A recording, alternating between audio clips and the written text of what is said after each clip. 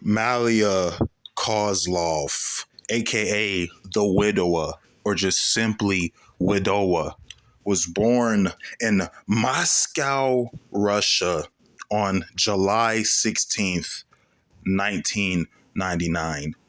Her father, Utin, and her mother, Clementine, are her parents. But there's also her sister, Nalia, and her brother, Yosef. Now, at first, right, everything seems calm. At first glance, everything's okay, right?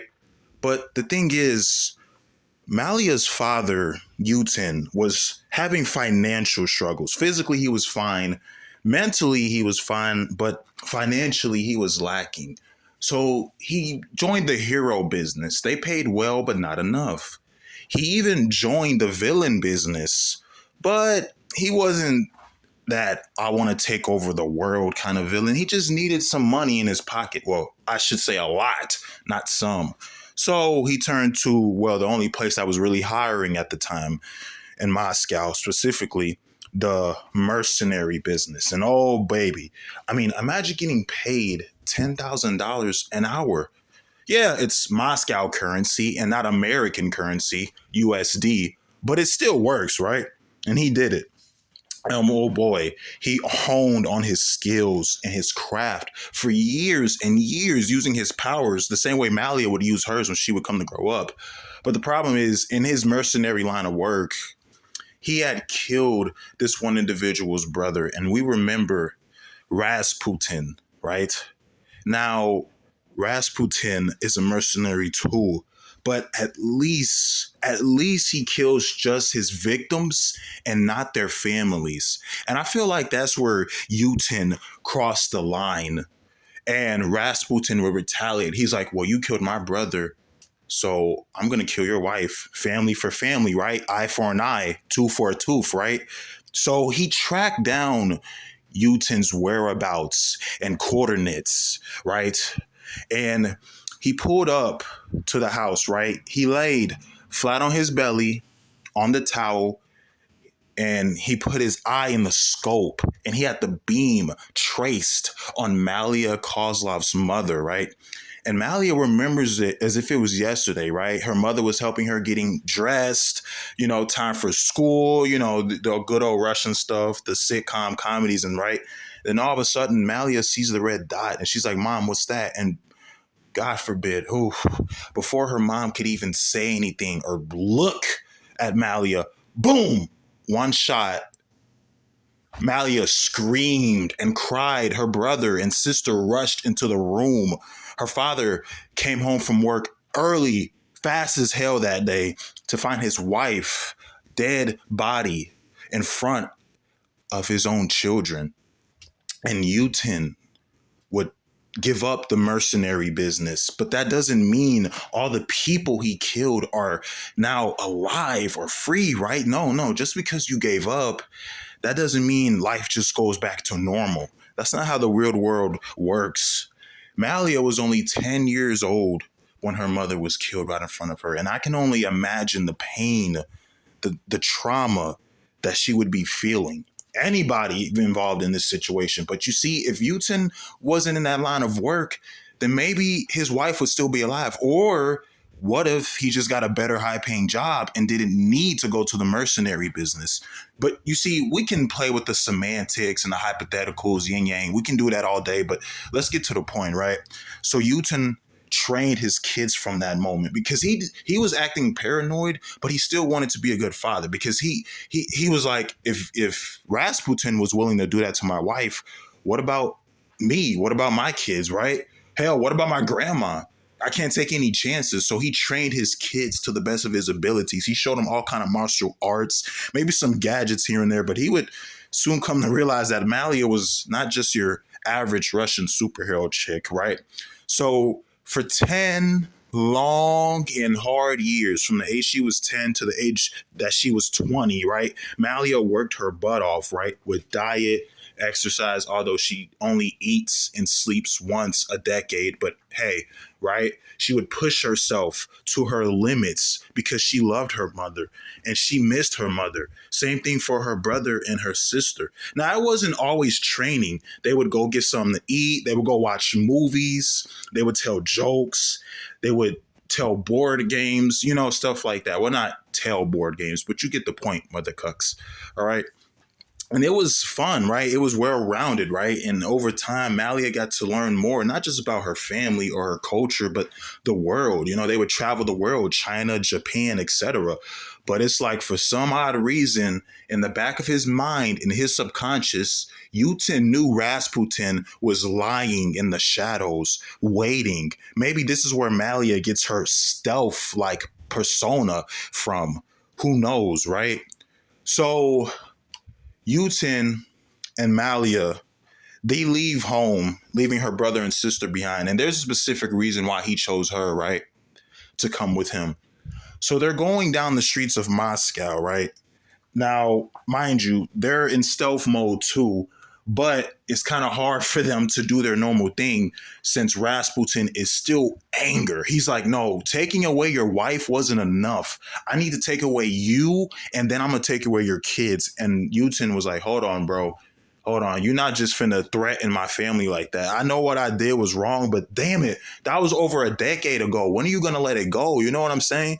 So, like, basically, Rasputin pulls up on Yuten and Malia, and Malia's like, I want to help, but like at the same time, I'm still like learning. Like, yeah, it's been 10 years and I've been so good. I've elevated myself for 10 years, but like this is my first real fight. This isn't just a demolition or in the dojo practicing on some dummies. No, this is an actual living, breathing being. You get what I'm saying?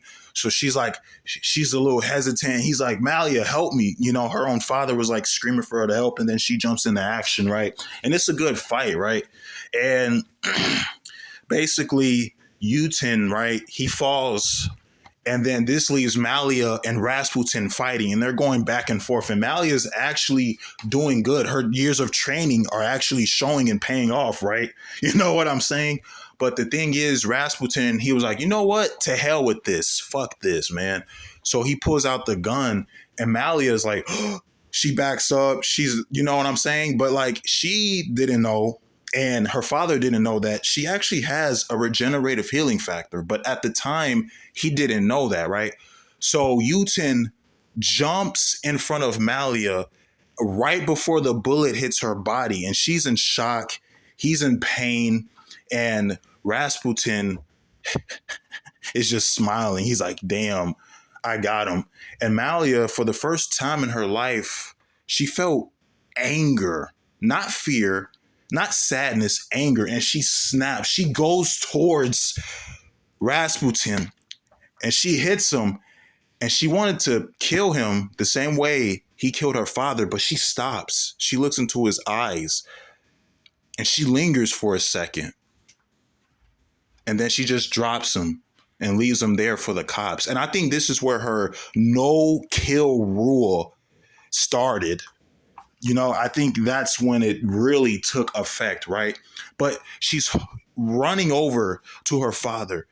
She's holding him in her arms with tears in her eyes. She's like, Dad, you're the only parent I got left. I don't know what I can do without you. You're my life, everything, right? Like, yeah, and that is true, And he's like, Malia, I've done a lot of bad things and karma is a bitch. Just make sure karma isn't your bitch, right? And he's looking into her eyes and he's telling her, how much he loves her and stuff. But the thing that really gets a lot of people, and even myself included, I'm no stranger to this, is it was the reflections that was going through his mind. When he was dying towards his daughter, next to his daughter, he wasn't thinking about his life or his experiences. He was thinking about Malia's life, right? He was thinking about when he trained her, right? When he used to tell her jokes, right? Take her to school, right? He thought about when, When she graduated college, when she graduated high school, her sweet 16, buying the big car with the big red bow on the top, her being able to blow out her first candles on her birthday cake, right? He was thinking about all those moments when he was the one that was dying. That shows you how selfless and not selfish he is. So Malia today learned a lot of things: no kill rule, being selfless, and sacrificing yourself for others for the greater good and not just herself. And that's why he's such a good father and a role model figure for her or anybody, right? Yeah, I know he was a mercenary, but his intentions and actions were good, kind of. You know what I'm saying? But the thing that really got me is when Malia first became like a hero and he helped her make a costume and stuff, right? It wasn't just when he saw his daughter in a superhero costume for the first time. It was this scene, right? Right before he dies, the last thing he thinks of is when he's in the hospital with his wife and she just gave birth to Malia. And he's holding her in the blanket, in the towel, and she's crying, but he's smiling. This was like the last genuine smile of happiness that he had right before all the mercenary stuff, right? And he looks at his wife and he's like, babe, what should we call her? And she was like, why don't we call her after your grandmother's name, like Maliano? And he was like, nah, that's too long. Let's just shorten it to Malia. You see what I'm saying? So Malia was born on that day, right? But the thing about her superhero persona, the widower, is the widower was born on the day Malia's mother was killed. But the widower life and meaning didn't come about until the day Malia's father was killed, right? So think of it this way. You want your car to have meaning or some value. Well, you go to the DMV, right? They give your car meaning. However, they do not make your car. They are not a manufacturing company. So basically, when Malia's mother was killed, the widower was at the manufacturing company, so to speak. But when Malia's father, 10 years later, when she was 20 years old, when Malia's father was killed, that's when the widower went to the DMV, so to speak. Do you get what I'm saying? So that is why this is such a good origin story. You know what I'm saying? She learned valuable lessons throughout her life. And even on this day, right, she still holds it near and dear to her heart. And he was like, remember, baby girl. Malia's father was like, remember, baby girl, no matter what you say, no matter what you do or where you go, you'll always be my baby girl. You'll always be my daughter. I am so damn proud of you and I love you. Goodbye. And she was just crying as she held him. She was crying on the way back home to tell her brother and her sister. She was crying as she was relaying the news to her brother and sister. And they threw the funeral and everything. But I feel like this was the final nail in the coffin. This is why Malia became the widower. You see, her mother's death was one thing, but her father's death was another thing. And now she's really fueled and motivated to fight against crime, bad, and evil. Because those are the three things that took away the people that she loved the most.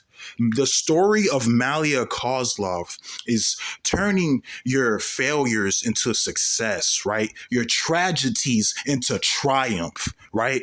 You know what I'm saying? That's the beauty of her story. It's not just about power, it's about perseverance. She's beautiful, but she's broken, not physically because of her regenerative healing factor, but psychologically. Her memory is distorted, right?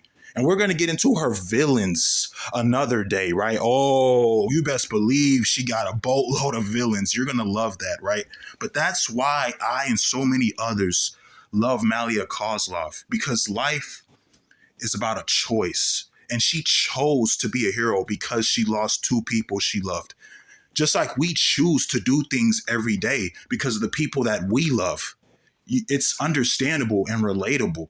And that's what makes her a well-written Chanosa character. So, what do you think about Malia Kozlov and her origin story, right? Or her powers and abilities? Let me know down below. I really loved it and enjoyed it. I missed you guys. I'm back, baby. But until next time, it's been your boy, Johnny the Hottie. And I'm out. Peace. Much respect and love. Woo woo! Woo!